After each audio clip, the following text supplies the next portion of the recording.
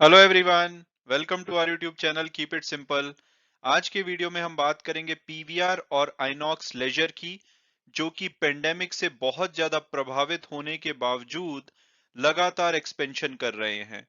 तो इस वीडियो में हम डिस्कस करेंगे कि क्या ये सही स्ट्रेटेजी है और क्या हमें करंट प्राइस पे इन दोनों कंपनीज का शेयर लेना चाहिए या नहीं।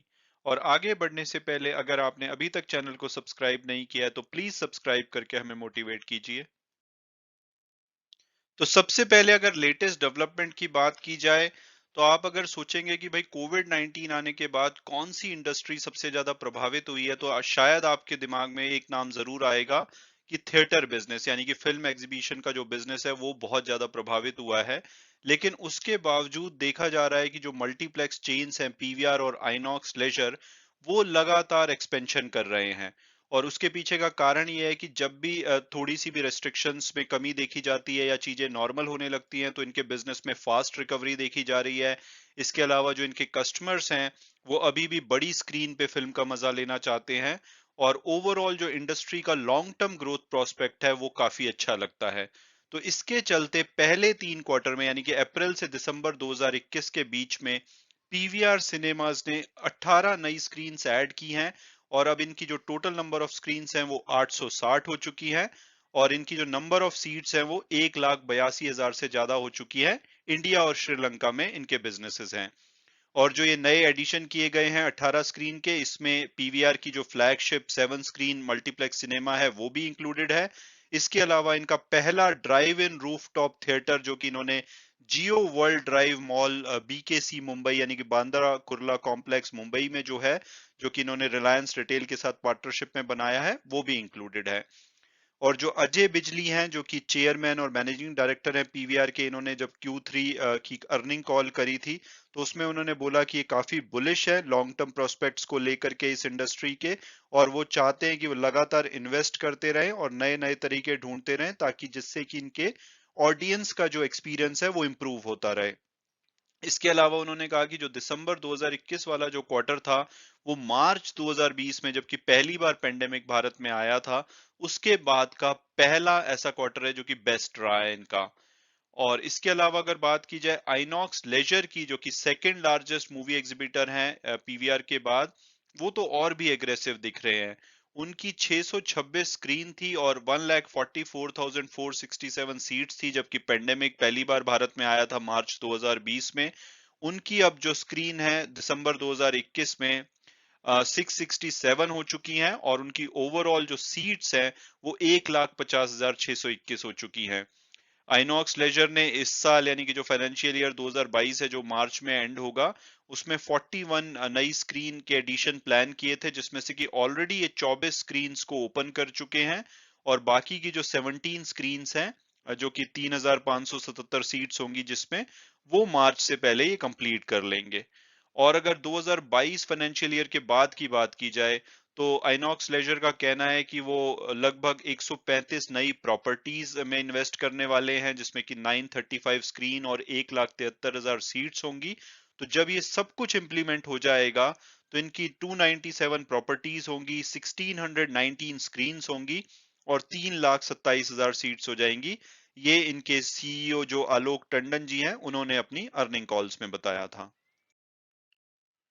और अब अगर बात की जाए कि भाई पेंडेमिक आने के बाद ये कंपनीज लगातार लॉस उठा रही हैं और आगे भी फ्यूचर स्टेबल नहीं लगता, कभी भी कोई भी नया वेरिएंट आ सकता है जिससे दोबारा रेस्ट्रिक्शंस, लॉकडाउन और इनका बिजनेस इम्पैक्ट हो सकता है।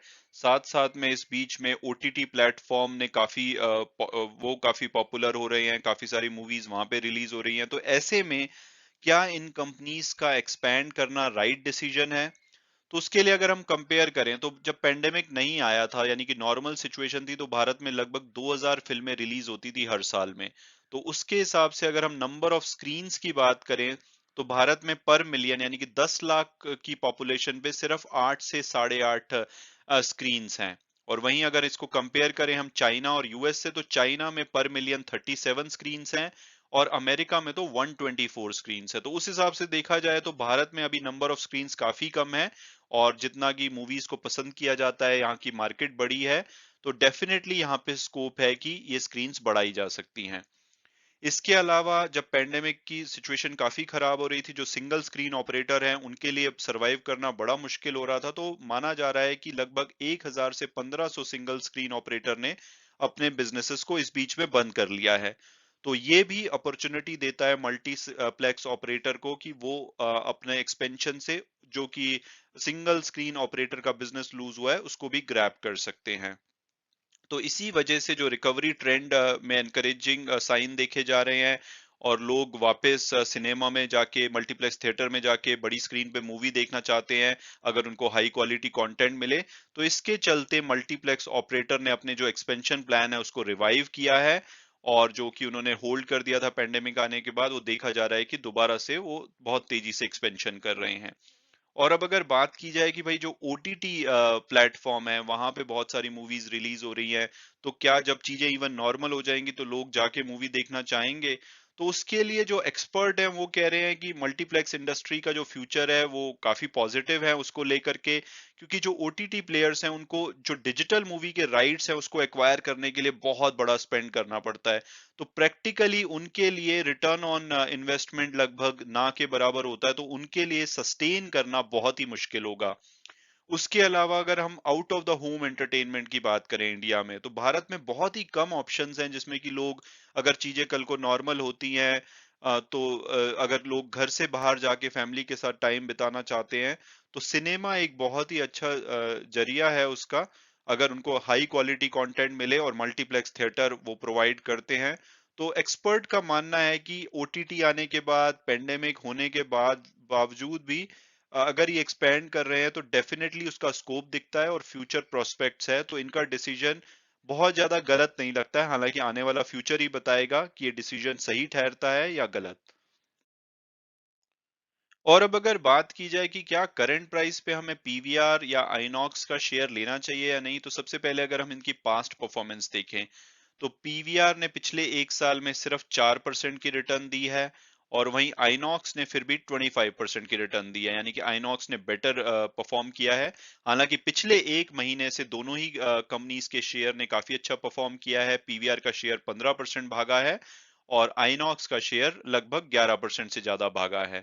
और अगर ब्रोकरेज हाउस रिपोर्ट्स की बात करें तो वो पीवीआर का टारगेट 1804 बताते हैं और जो आज की क्लोजिंग हुई है वो 1536 पे हुई है, तो यहाँ से लगभग 300 रुपए यानी कि 20% के आसपास या 17 से 20% यहाँ से बढ़ने का चांस लगता है। और आइनॉक्स लेजर की बात की जाए तो उनका टारगेट 474 बताया जाता है, जो आज की क्लोजिंग हुई है वो 392 पे हुई है। और अगर हम टिकर टेप के प्रेडिक्टिव एनालिसिस को देखें तो वो पीवीआर का जो एवरेज टारगेट प्राइस है वो 1884 बताते हैं, हायर साइड पे 2175 के आसपास, लोअर साइड पे 1285 के आसपास। तो जो आज की क्लोजिंग हुई है उसके हिसाब से इनका जो प्राइस है वो अभी एवरेज टारगेट प्राइस से नीचे पे अवेलेबल है, तो प्राइसिंग अट्रैक्टिव लगती है।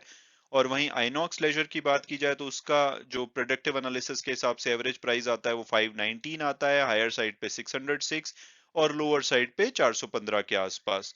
तो जो अभी आज की क्लोजिंग हुई है वो 392 पे हुई है, तो ये तो अपने लोएस्ट टारगेट प्राइस से भी नीचे पे अवेलेबल है।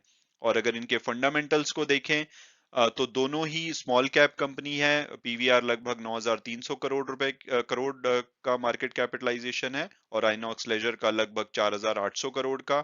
ये पिछले काफी टाइम से लॉस में है, तो इनका वैल्यूएशन अभी ज्यादा सेंस नहीं बनाता, रिटर्न ऑन इक्विटी नेगेटिव में है। लेकिन इनको अगर आपको विश्वास है कि ये बिजनेसेस आगे अच्छा करेंगे, लोग बहुत परेशान है पेंडेमिक की वजह से, तो जैसे ही चीजें नॉर्मल होंगी वो उसको कॉम्पनसेट करना चाहेंगे, तो ये शेयर आपके लिए एक अच्छी इन्वेस्टमेंट हो सकता है। क्योंकि अगर इनका बिजनेस बहुत तेजी से बढ़ा, लोगों ने रिवेंज मूवी देखना शुरू किया कि भाई बहुत परेशान है, अब हम ज्यादा देखेंगे जितना पहले देखते थे, तो इनका जो करंट प्राइस पे जो शेयर चल रहा है उतने पे मिलना मुश्किल होगा। तो अगर आपको इस बिजनेस में भरोसा है तो आप ये ले सकते हैं, लेकिन हमेशा ही इस बिजनेस के साथ एक रिस्क यही रहेगा कि अगर कुछ भी पेंडेमिक से रिलेटेड कुछ चीजें नई डेवलप होती हैं, नया वेरिएंट आता है, कुछ नई रेस्ट्रिक्शंस लगती हैं, तो दोबारा से इसमें वाइल्ड वॉलेटिलिटी देखी जा सकती है। हालांकि वीडियो क्लोज करने से पहले मैं हमेशा की तरह डिस्क्लेमर दूंगा कि जो भी व्यूज थे वो मेरे पर्सनल थे। अगर आप इसमें इन्वेस्ट करना चाहते हैं तो अपने फाइनेंशियल एडवाइजर से बात कीजिए। उसके बाद अगर आपको ये ठीक लगता है तो आप उसमें इन्वेस्ट कीजिए। Thanks so much for watching the video and God bless you all.